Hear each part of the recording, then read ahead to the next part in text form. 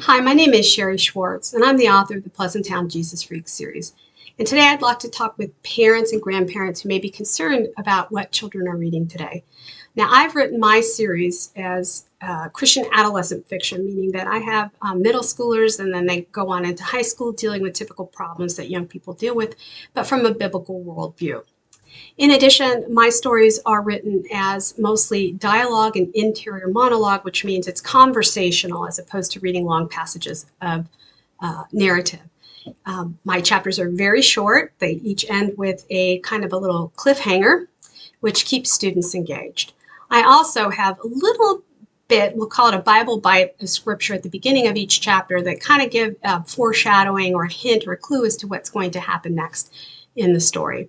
And most of all, each one of the stories has a theme that's drawn from a bigger story from the Bible. For example, in my first book, Confess, the main characters look at David, but not King David, or not the David that slew Goliath, but rather the David that had relationships with his own brothers and his family.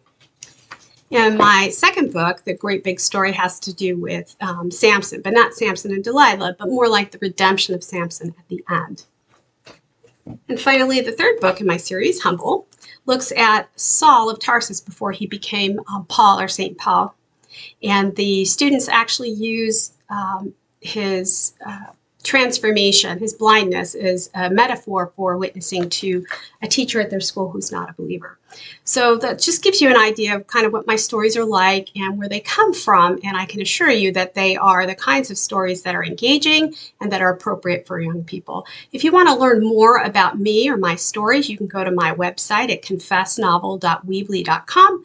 Just scan the QR code at the end of the video and check out my website, and be sure to leave me a comment. Let me know what you think. Thanks.